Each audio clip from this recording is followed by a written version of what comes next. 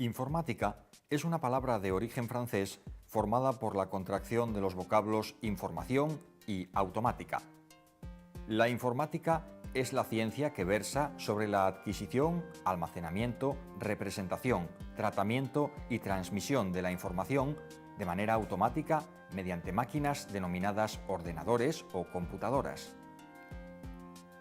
El término información tiene en informática un significado amplio y hace referencia a un conjunto de símbolos que representan hechos, objetos o ideas. El ordenador o computadora es una máquina capaz de aceptar unos datos de entrada, efectuar con ellos operaciones lógicas y aritméticas y proporcionar la información resultante a través de un medio de salida. Todas estas operaciones se realizan sin intervención humana, bajo el único control de un conjunto de instrucciones o programa previamente almacenado en el ordenador. Los ordenadores electrónicos actuales tienen una historia relativamente reciente que se remonta a unos 70 años. No obstante, los seres humanos siempre han buscado tener dispositivos que les permitieran efectuar cálculos precisos y rápidos. El nexo de unión entre ambos hechos es la existencia de muchos precedentes mecánicos y electromecánicos de los actuales ordenadores. Los primeros instrumentos de ayuda al cálculo de los que se tiene noticia son huesos utilizados para representar cantidades y que fueron empleados por el hombre de Cro-Magnon hace unos 25.000 años.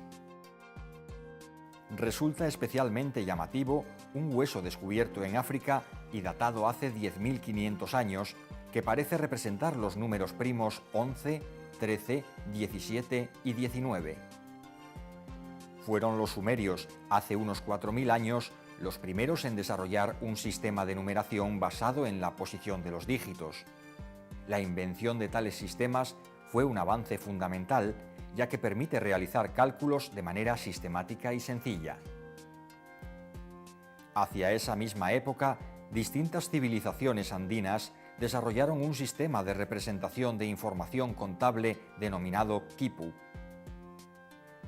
Se trataba de conjuntos de cuerdas de colores con nudos, de tal manera que los colores y la posición de los nudos representaban distintas cantidades. También se atribuye a los sumerios la invención del ábaco, aunque otros historiadores afirman que se inventó en China. No obstante, el ábaco, tal y como se conoce en la actualidad, surgió hace 2.500 años en Egipto. Se trata de un instrumento consistente en un marco de madera con cables horizontales que atraviesan bolas agujereadas que, de este modo, pueden desplazarse de izquierda a derecha y viceversa. Con este instrumento es posible realizar a gran velocidad cálculos relativamente complejos y su uso aún perdura. En 1274, el mallorquín Ramon Llull ideó dispositivos mecánicos para realizar demostraciones lógicas. Estos dispositivos constaban de ruedas concéntricas que podían generar diferentes combinaciones de símbolos y palabras. Hacia 1500, Leonardo da Vinci diseñó un dispositivo que, aparentemente, podría ser una calculadora mecánica capaz de realizar sumas y restas. Sin embargo, estos diseños no se descubrieron hasta 1967 y no está totalmente claro que Leonardo realmente quisiera construir una calculadora. En el siglo XVII, el creciente interés en Europa por los nuevos avances científicos impulsó a algunos inventores a desarrollar métodos para simplificar cálculos matemáticos. Así, en 1614, John Napier inventó los logaritmos, que permiten sustituir las multiplicaciones por sumas y las divisiones por restas. Poco después, en 1622, William Ousred desarrolló la regla de cálculo a partir de los principios de Napier. En 1624, Wilhelm Schickard, astrónomo y matemático, inventó una calculadora mecánica para las 4 operaciones básicas. Schickard nunca llegó a construir su máquina, aunque sí se han construido modelos a partir de sus notas. En 1642, Blaise Pascal creó en París una máquina para sumar cuyo funcionamiento se basaba en el uso de las ruedas dentadas y era muy parecido al sistema de los cuentakilómetros que utilizaban antiguamente los automóviles. En 1671, Leibniz, inspirado en parte por las ideas de Ramon Llull, construyó una calculadora mecánica también basada en ruedas dentadas, pero que, además de sumar, permitía realizar restas, multiplicaciones, divisiones y raíces cuadradas. Además, Leibniz fue un promotor de la aplicación del sistema binario en las máquinas calculadoras.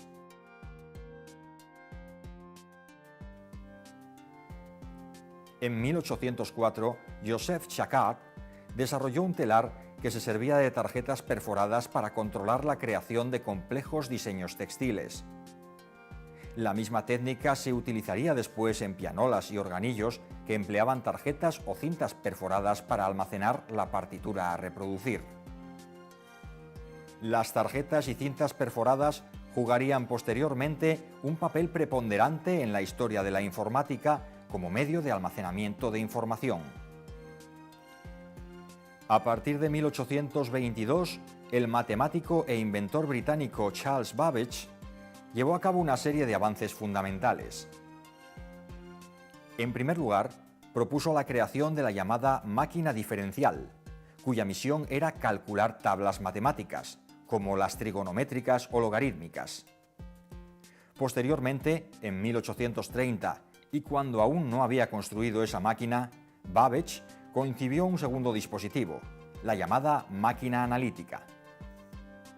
Esa máquina sería un ordenador de propósito general, es decir, programable, y debería haber utilizado tarjetas perforadas y ser impulsada por vapor. Babbage colaboraba con Lady Augusta Ada Lovelace, hija del poeta Lord Byron y matemática. Lady Ada fue la primera persona a la que se puede calificar de programadora, puesto que desarrolló programas para la máquina analítica de Babbage. Entre ellos se encuentra uno que permitía calcular la secuencia de números conocida como números de Bernoulli. Se afirma con frecuencia que las limitaciones tecnológicas de la época impidieron el desarrollo de la máquina analítica. No obstante, otros investigadores afirman que el factor clave fue la incapacidad de Babbage para dejar quieta su mente. Continuamente realizaba modificaciones en el proyecto y abordaba nuevas líneas de trabajo que hicieron imposible la finalización del mismo. Así, no sería hasta 1890 cuando se llevó a cabo por primera vez una operación de procesamiento de datos de manera mecanizada. Semejante logro fue obra del norteamericano Herman Hollerith, que previamente, en 1884, había solicitado la patente para una máquina de tabulación automática de tarjetas perforadas. El sistema Hollerith permitía calcular y agrupar datos censales y se utilizó por primera vez para realizar el censo de los Estados Unidos de 1890. El sistema Hollerith no solo fue eficaz y económico en comparación con el anterior censo, sino que, además, permitía clasificar y separar tarjetas en base a ciertos criterios. De este modo era posible, por ejemplo, saber cuántos ingenieros había en una ciudad determinada o realizar consultas similares, una verdadera revolución para la época. La empresa de Hollerith, Tabulating Machines Company, cambió de nombre en 1924 y pasó a llamarse International Business Machines, la IBM de nuestros días. A partir de 1893, el español Torres Quevedo publicó diversos trabajos sobre máquinas que servían para solucionar ecuaciones matemáticas. Construyó multitud de ellas, todas analógicas, para diversos propósitos, como, por ejemplo, resolver ecuaciones de segundo grado con coeficientes complejos. Los diseños de todas estas máquinas estaban basados en componentes mecánicos como engranajes, palancas o mecanismos similares. Esto hacía que fuera muy complicado construir máquinas complejas verdaderamente operativas. Todo esto cambiaría en 1930, cuando el norteamericano Vannevar Bush diseñó en el MIT el analizador diferencial, donde la utilización de circuitos eléctricos y electrónicos permitió llevar a cabo diseños hasta entonces imposibles. Dio así comienzo nuestra actual era de ordenadores. El analizador diferencial era una máquina electrónica que medía grados de cambio en un modelo. Contenía 2000 válvulas de vacío, miles de relés, 150 motores y más de 300 kilómetros de cables. Pesaba 100 toneladas y ocupaba la mayor parte de una gran sala. Esa máquina, no obstante, seguía siendo analógica y no digital. En 1937, el británico Alan Turing captó la atención de los científicos con un trabajo sobre los números y las computadoras, en el que estableció, desde un plano puramente teórico, la existencia de problemas que no pueden resolverse mediante computadoras, es decir, problemas que no admiten una representación algorítmica.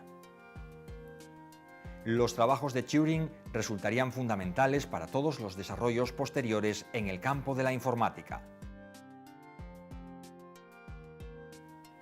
Durante la Segunda Guerra Mundial, todos los países implicados en el conflicto trataron de desarrollar sistemas de cálculo mejores y más rápidos que facilitasen la decodificación de los mensajes enemigos. En 1941, el alemán Konrad Zuse desarrolló una calculadora programable, la Z3, que empleaba relés y usaba internamente el sistema binario.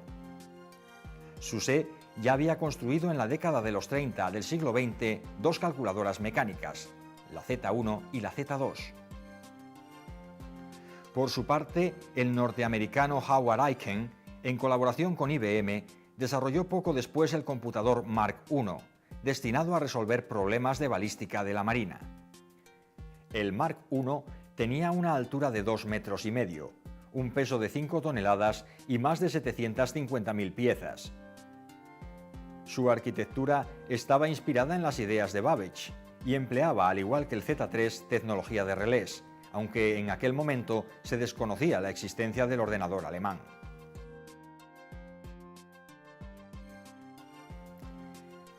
A mediados de los años 40 del siglo XX, las válvulas de vacío se convirtieron en la tecnología preferida para construir ordenadores en detrimento de los relés. Las válvulas eran mucho más caras, delicadas y consumían más energía, pero a cambio eran más rápidas y silenciosas. Así, la primera computadora totalmente electrónica y de propósito general fue la ENIAC, construida entre 1943 y 1945 por John William Maisley y Presper Ecker Jr. en la Universidad de Pensilvania. ENIAC podía multiplicar 10.000 veces más rápido que la máquina de Aiken, pero aún tenía serias limitaciones. Puesto que empleaba 18.000 válvulas de vacío, consumía una cantidad de energía enorme y desprendía un calor considerable. Además, medía 3 metros de altura, ocupaba más de 90 metros cuadrados y pesaba 30 toneladas. Todo esto hacía que los costes de operación y mantenimiento fueran muy elevados y, además, con frecuencia ENIAC estaba detenida por haberse quemado alguna válvula. Por otro lado, para programar ENIAC había que alterar el cableado del ordenador, y no sería hasta la llegada de EDVAC que el programa se almacenaría en la memoria de la máquina. En 1944, el matemático húngaro-americano John von Neumann, que trabajaba en el proyecto Manhattan para el desarrollo de la bomba atómica, se percató de la importancia que los ordenadores podían tener para el diseño de armas nucleares. Por ese motivo, se incorporó como consultor al proyecto ENIAC y EDVAC y en 1945 publicó un importante artículo que se considera en la actualidad una descripción de la arquitectura de los ordenadores modernos.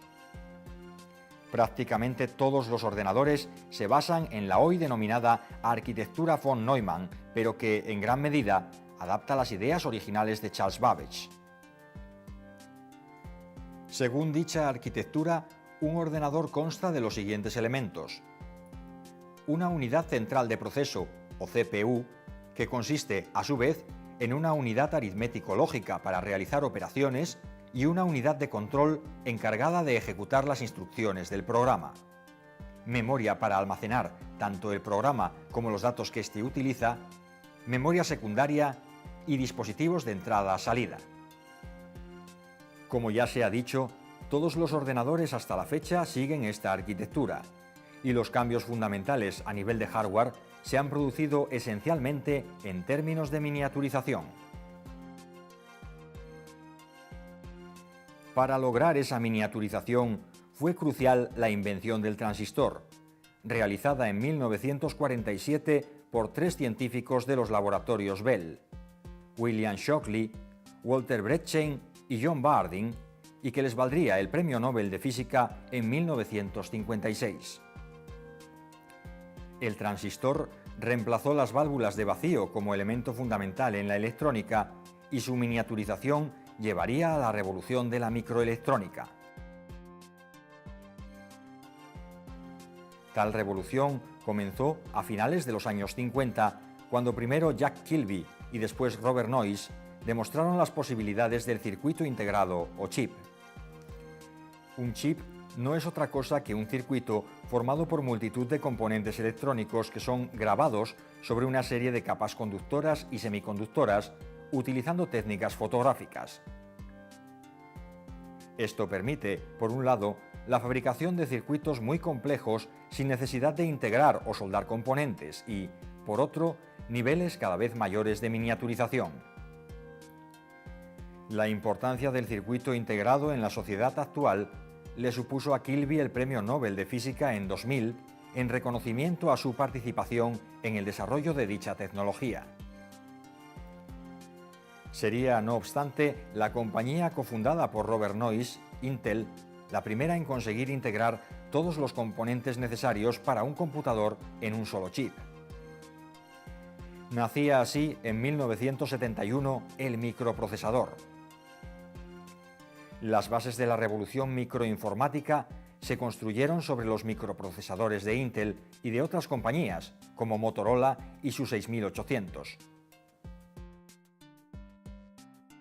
Surgieron así los primeros ordenadores personales. En 1975, la revista Popular Electronics ofertó un kit para construir un ordenador basado en un microprocesador, el Altair 8800. Su éxito superó con creces las expectativas de los editores y llevó a unos jóvenes Bill Gates y Paul Allen a desarrollar un intérprete de lenguaje BASIC que facilitase la programación para esta máquina. Ese fue el comienzo de la compañía Microsoft. Sin embargo, el primer ordenador personal verdaderamente asequible para el público fue el Apple II, lanzado al mercado en 1977. 4 años después, IBM lanzó el primer modelo de PC, origen del linaje de los ordenadores personales más extendidos a día de hoy. Por otro lado, y aunque parezca extraño, durante los inicios de la microinformática apenas había software disponible, aparte del que escribían los usuarios. El software comercial para ordenadores personales comenzó a ofrecerse hacia 1978. En esa época se consolidó Microsoft, compañía que desarrolló el sistema operativo MS-2 para el PC de IBM. Dicho sistema operativo dominó el mercado durante una década hasta que, en 1990, Microsoft introdujo Windows 3.0 con una interfaz gráfica basada en gran medida en las ideas de Apple y Xerox. A finales de los años 70 y primeros de los 80 del siglo XX se desarrollaron los primeros protocolos para la interconexión de redes, dando lugar, alrededor de 1982, al nacimiento de Internet. La invención de la web en el CERN, el Centro Europeo de Investigaciones Nucleares, terminaría por popularizar Internet a partir de los años 90 del siglo XX. El impacto de Internet en general y la web en particular en la sociedad actual es innegable. Prueba de este hecho es el reconocimiento que se hizo a los padres de Internet, Tim Berners-Lee, Vinton Cerf, Robert Kahn y Lawrence Roberts, en 2002 con el Premio Príncipe de Asturias de Investigación Científica y Técnica. Google, una pieza clave en la web, también fue premiado por la Fundación Premios Príncipe en el 2008, 10 años después de su fundación por Larry Page y Sergey Brin.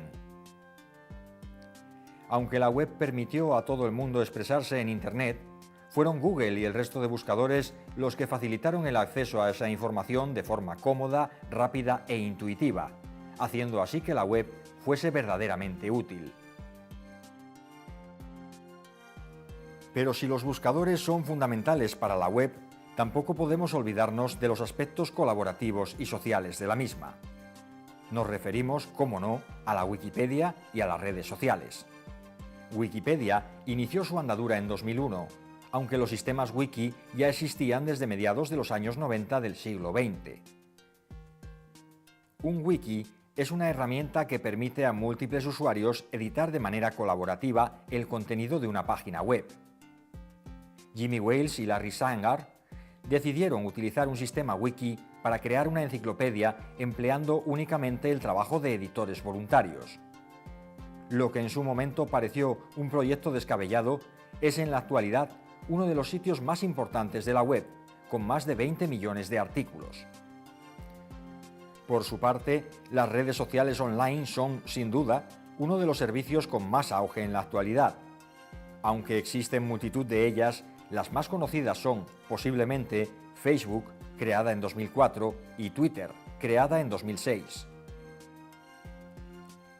El éxito de las redes sociales ha cambiado la forma de relacionarse en Internet, pero también ha tenido repercusión fuera de Internet por su capacidad para difundir información o marcar tendencias. En conclusión, tras 7 décadas de historia, puede afirmarse que la informática está presente en todos los aspectos de la sociedad actual y que los sistemas informáticos son fundamentales para el funcionamiento del mundo moderno. Los ingenieros e ingenieras en informática se encuentran tras el desarrollo de dichos sistemas, muchos de los cuales eran utopías no hace muchos años. Por ese motivo, puede afirmarse que la ingeniería informática es, sin duda, un área destinada a materializar los sueños de nuestra sociedad.